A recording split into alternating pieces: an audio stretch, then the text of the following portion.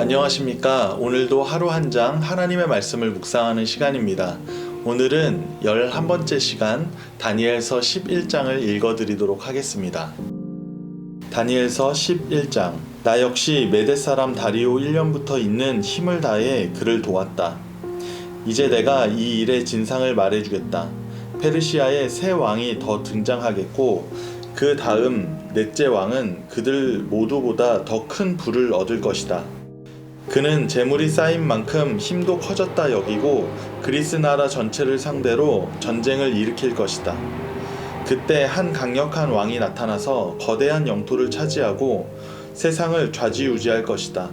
그러나 전부를 장악하듯 보였던 권력의 정점에서 그의 나라는 동서남북 사방 넷으로 나뉠 것이다. 그의 상속자들은 아무것도 얻지 못하고 그의 왕위도 계승하지 못할 것이다. 다른 자들이 그것을 놓고 쟁탈전을 벌여 나눠 가질 것이다. 그 후 남쪽 왕이 강해지겠으나 그의 제후들 중 하나가 그보다 강력해지면서 더 큰 영토를 다스리게 될 것이다.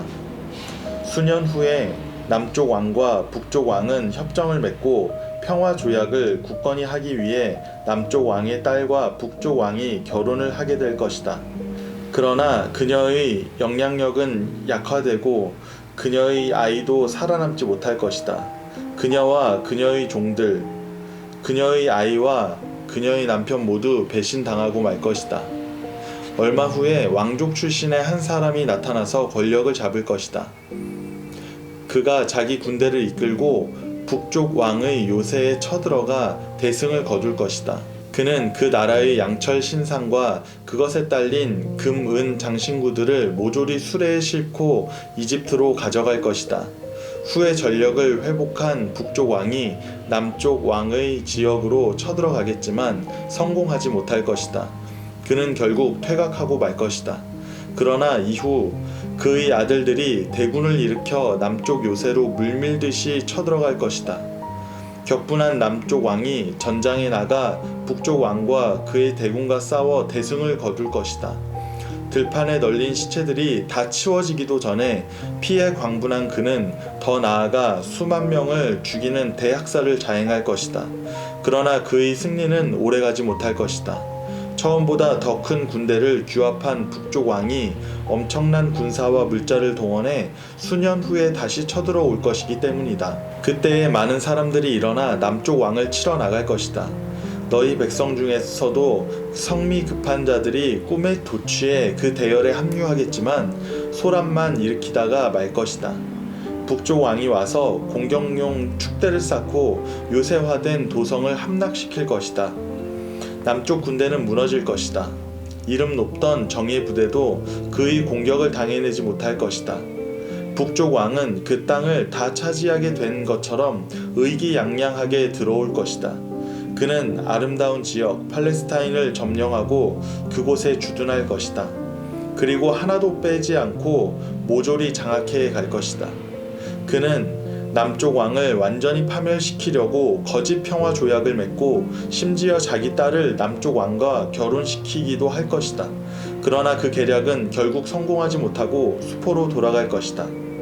후에 그가 해안 지역으로 관심을 돌려 많은 사람들을 포로로 잡겠지만 마침내 한 장군이 나타나 그의 행패를 끝장낼 것이다. 북쪽 왕의 행패는 그 자신에게로 돌아갈 것이다.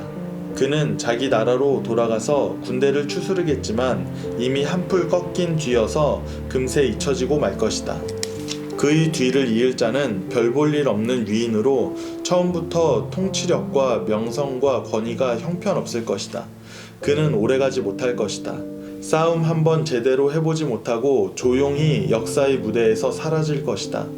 그의 뒤를 이을 자는 실격자 취급을 받고 무시당하며 출세길이 막혔던 인물로 난데없이 등장해 모든 사람을 깜짝 놀라게 하며 나라를 소나기에 넣을 것이다. 그는 불도저처럼 밀어붙여 원수들을 모조리 깔아뭉개고 심지어는 그와 동맹을 맺고 왕위에 오른 왕까지 짓뭉개 버릴 것이다.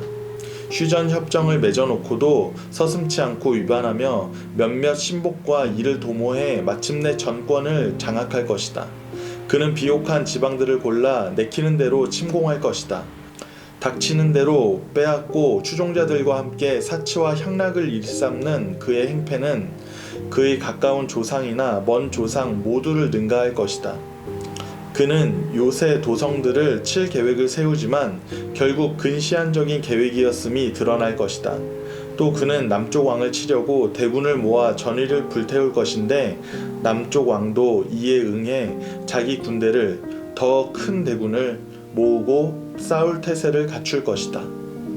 그러나 그 기세는 오래가지 못할 것이다. 내부 배신자의 악한 음모에 휘말려 그의 왕실이 벌집을 쑤셔놓은 것처럼 될 것이기 때문이다. 남쪽 왕의 군대는 박살이 나고 전장은 시체로 뒤덮일 것이다. 그 두 왕은 서로 음흉한 계략을 품고 협상 자리에 앉아서 거짓말을 주고받을 것이다. 그러나 그 거짓투성이 조약으로 얻는 것은 아무것도 없을 것이다. 이것이 끝이 아니다. 이야기가 끝나려면 아직 멀었다. 북쪽 왕은 노획물을 가득 싣고 자기 나라로 돌아가는 귀국길에 거룩한 언약을 깨뜨리겠다는 생각을 할 것이다. 1년 후에 그는 다시 남쪽을 침공해 올 것이다. 그러나 두 번째 침공은 첫 번째 침공에 훨씬 못 미칠 것이다. 로마 배들이 당도하면 그는 꽁무니를 빼고 그의 나라로 달아날 것이다. 그러나 귀국길에 그는 거룩한 언약에 대해 분이 가득하게 될 것이다. 그는 거룩한 언약을 배신한 자들의 뒤를 봐주며 그들을 우대할 것이다. 그의 경호 부대원들이 성소와 성체에 난입해 그곳을 더럽힐 것이다. 그들은 매일 드리는 예배를 폐하고 신성 모독적이고 역겨운 우상을 그곳에 세울 것이다. 북쪽 왕은 거룩한 언약을 배신한 자들을 가머니설로 꿰어 매수할 것이다.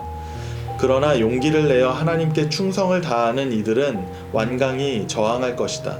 심지가 곧은 이들은 스스로 모범을 보여 사람들에게 옳고 그름을 가르칠 것이다. 그들은 한 시절 동안 극심한 시련을 겪을 것이다. 어떤 자들은 살해되고 어떤 자들은 화형을 당할 것이며 어떤 자들은 포로로 끌려가고 어떤 자들은 약탈을 당할 것이다. 극심한 시련 중에 그들은 약간의 도움을 얻겠지만 충분하지는 않을 것이다.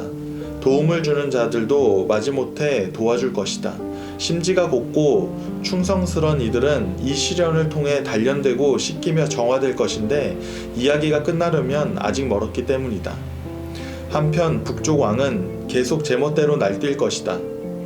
그는 자신이 모든 신보다 더 위대하다며 스스로를 높일 것이다. 그는 신들의 신이신 하나님에게까지 도전하며 으스댈 것이다. 얼마 동안은 진노의 심판의 때가 다 찰 때까지 그가 무사할 것이다. 포고된 것은 반드시 시행되어야 하기 때문이다. 그는 자기 조상의 신들도 전혀 존중하지 않을 것이다. 여자들 사이에서 가장 인기 높은 신 아도니스에 대해서도 그러할 것이다. 그는 모든 신과 여신을 업신여기면서 자신이 그들보다 더 위대하다고 뻐길 것이다. 심지어 그는 거룩한 이들의 하나님까지도 업신여길 것인데 하나님께서 경배받으시는 장소에 누구도 들어보지 못한 우상을 들여놓고 그것을 금, 은, 보석으로 화려하게 장식할 것이다. 그는 낯선 신의 깃발을 높이 들고 주요 요새들을 공략할 것이며 그 신을 섬기기로 한 자들을 권력의 요직에 앉히고 땅을 하사할 것이다. 이 이야기의 마지막은 이러하다. 남쪽 왕이 그와 맞서겠고 북쪽 왕이 폭풍처럼 그를 덮칠 것이며 전차 부대와 기병 부대와 대함대를 몰고 모든 것을 휩쓸며 내려올 것이다. 그가 아름다운 땅을 공격하고 그 앞에서 사람들이 추풍 낙엽처럼 쓰러질 것이며 에돔과 모압과 몇몇 암몬 사람만이 화를 면할 것이다. 그는 손을 뻗어 이 나라 저 나라를 집어삼킬 것이다. 이집트도 예외가 되지는 못한다. 그는 이집트의 금은 보화를 모조리 긁어 모을 것이다. 리비아 사람과 에티오피아 사람들도 그에게 동조할 것이다. 그러나 그때 북쪽과 동쪽에서 불안한 소문이 들려와 그는 겁에 질릴 것이다. 그가 크게 노하여 사태를 진압하러 달려가지만 지중해 바다와 거룩한 산 사이에 진 그 왕의 천막을 치는 순간 그는 마지막을 맞게 될 것이다. 누구도 그를 도울 수 없으리라. 아멘. 우리 이 시간 하나님의 말씀을 묵상하면서 잠잠히 기도하는 시간 갖도록 하겠습니다.